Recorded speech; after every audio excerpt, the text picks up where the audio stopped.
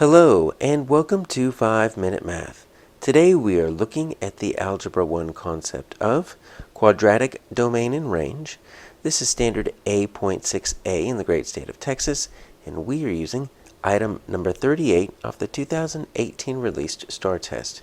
If you haven't done so already, please go ahead and take a moment to pause the video, work this problem out on your own, unpause it, and we will look at our answers together.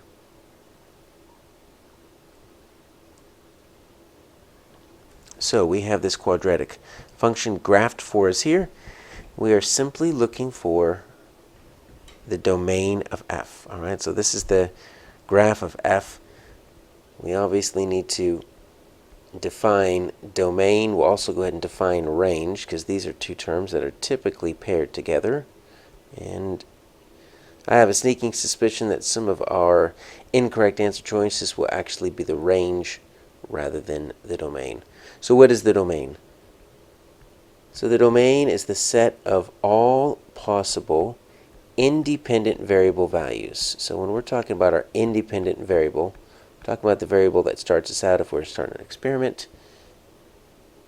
And so that is typically represented by our x values. And so when we think of our domain, shorthand, think of the x. So that means our range then is going to be the set of all dependent variable values. Now this one can go by a few different names. So in most cases, when we're thinking of graphing it, always think of it as the y values. But every once in a while you'll see it as an f of x or g of x if they're really trying to hammer the fact that it's a function. So many different ways to kind of show that range. But if you think of just a basic graph, right? This is going to be your domain. It's just going to go left to right here. And then this is going to be your range. And it's going to go up and down here. All right, so we're looking for the domain of f. So we're looking for the side to side, the x values, the horizontal values.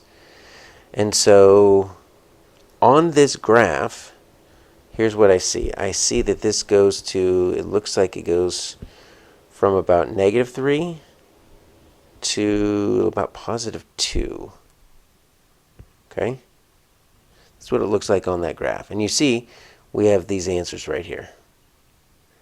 X is between -3 and 2. And if that were the end of this particular parabola, then that would be the answer. But here's our key. What do you see at the end of each of those lines? You see arrows. So when you see an arrow, that means it continues. So this is just a very small snippet of the actual coordinate grid. We're zoomed in here, and we go from -7 to 7 in both directions. But if we were to zoom out, you know what we would find? We would find that this parabola continues up and up and up, and it's just creeping out just a little bit, because you notice that we've got a vertex down here at around 5, I don't know what that is, -5.4, doesn't look exactly like 5.5. And you notice we're right here at about -0.5.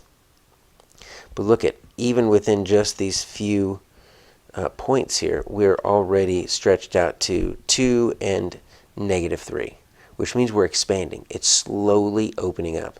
So we can't choose this one, because that just is what the graph shows. It's not everything. And this right here is the range. Okay, so I guess it is negative. Right, I guess it is y is greater than or equal to 5.5. That doesn't make any sense. That's not even the range. If we had a -5.5, maybe that would work. But even then, it doesn't look like 5.5, so that's not going to work. So this j right here is exactly what f is. It's just written out in words. All real numbers less than -3, greater than 2. Here's the deal. It goes on forever. So it's any number between infinity and -infinity, if you want to represent it mathematically. If you want to put it in words, we're just going to say g, all real numbers. And that is our domain, because it's just everything. It's infinite in either direction.